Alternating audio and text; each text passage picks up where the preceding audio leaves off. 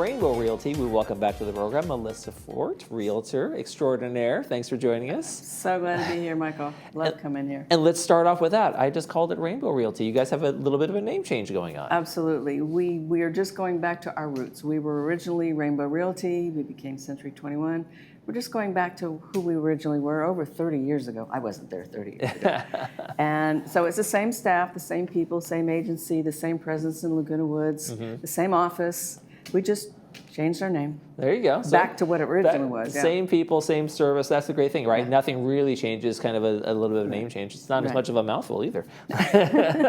My business cards are shorter too. Yeah, exactly. All the ink you're saving and all the signs as well. That's good to know.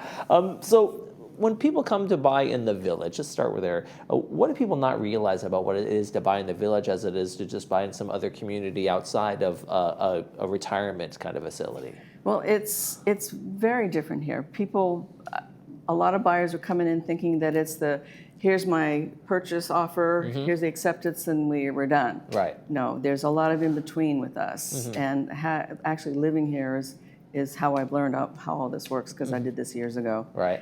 There is an HOA aspect of purchasing here, as well as selling. And it's a little more involved than a regular HOA, so to speak. Yes, absolutely. Because there's 3 different mutuals, 3 different HOAs. There's 3 different rules. However you're purchasing, it's helpful to have somebody that knows what they're doing here, because outside agents don't realize how involved the HOA gets. Absolutely. So what are some of the maybe the options in terms of to move in within the community? Are there different ways to go about getting in here? Yeah, if somebody has not been in here before, there's definitely a learning curve to get in here, because there are different financial qualifications for different areas.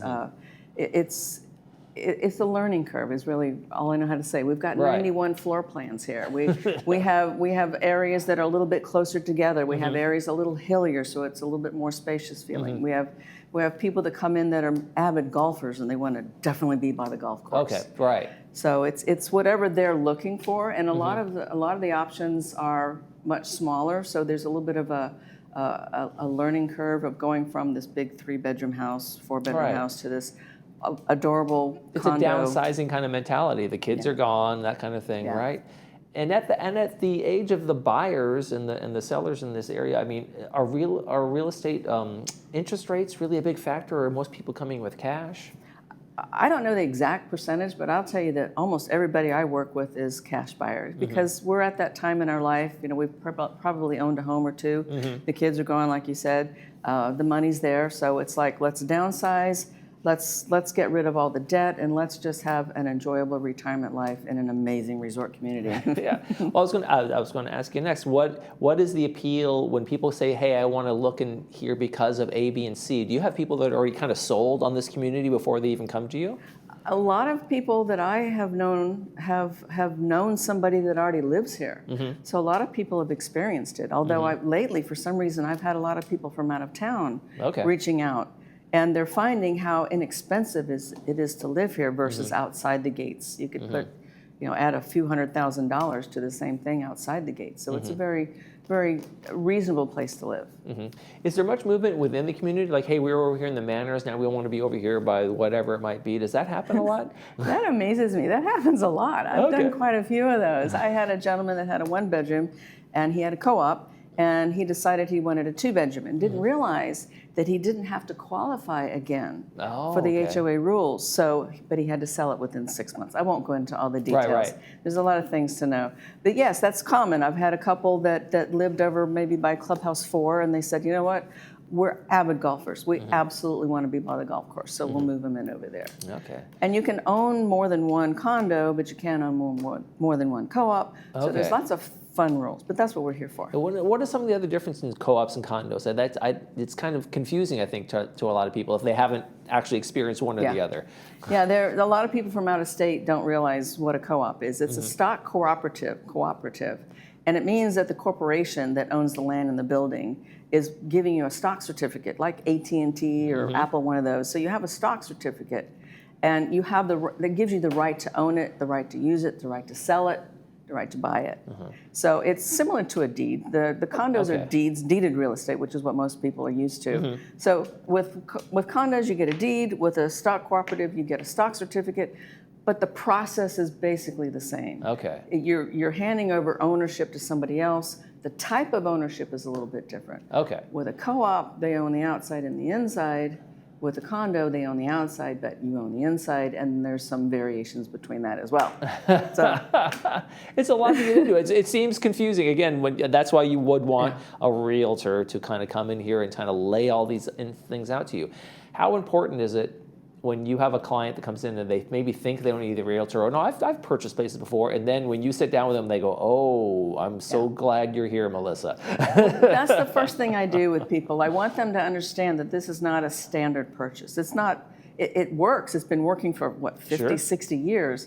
It's just not standard. So there is a bit of a learning curve. And I let them know that I'm here every step of the way because they don't know. And they don't know what they don't know, right? And that's what I'm here to help them with. And how listings go? Are you doing more? Do you do more buyers? Do you do more sellers? Do you get a little combination of all those things? It ends up being a combination, but I really like working with the buyers because they don't know a whole lot and like to help people understand. And I just love the community so much. I'll talk to anybody about it. But I do have sellers as well. Especially the sellers that are wanting to move in one area to another area. But I will work with anybody that's interested in the village just because it's such a great place to live. So now, before you came to live here, what did you know about the village and in Leisure World and all these things that used to be called and all that kind of stuff? Oh my gosh. I remember driving down on the freeway going, oh, there's Leisure World, those old folks there's places. The Globe. And here I am, 30 years later, living here, loving every minute of it. Yeah. So what is it like, just not as a realtor, but as a resident, what is it that the appeal of it so much to you when you said, hey, I'm gonna live here? Well, back in the day when I was younger, I thought this was an old folks' home where people just sat around and watched TV. And, me too. Yeah. I admit.